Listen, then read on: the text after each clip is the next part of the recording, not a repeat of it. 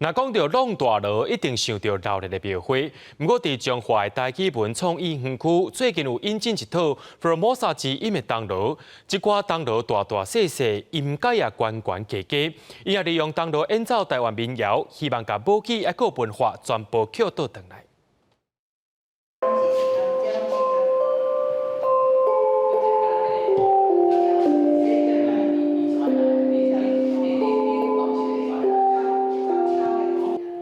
不过，介有雅气的铜锣声响起，你敢有听出来？这条是台语的经典乐曲《望春风》。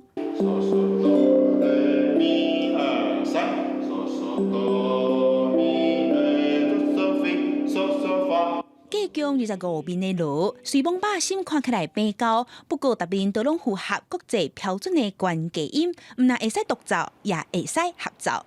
老师讲，这个灯笼有2个8度、12个半音，半音阶就是伊上大的特色。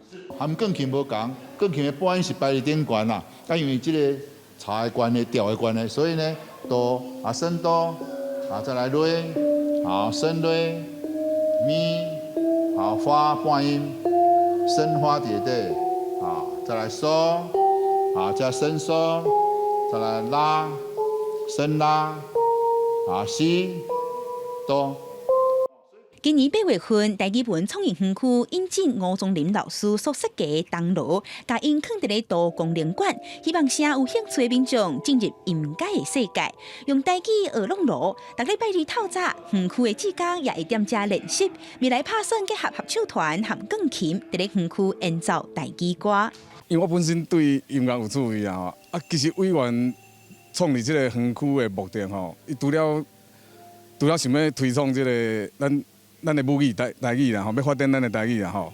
其实伊佫有另外一个足大的目的，就是想要建立一个咱这个社会是富有孝利的社会啊。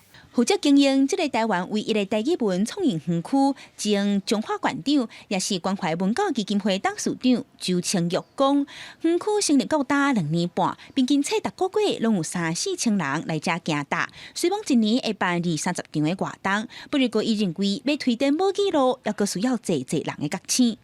你敢若知影去学外国的物，结果家己的价值本质无去，迄是足危险的代志。有发展法，足侪人也佫。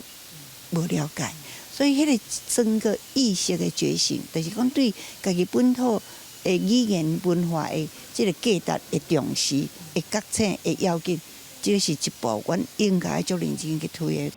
为着要经营了更较久长，园区也有一半的范围即阵当伫咧整修。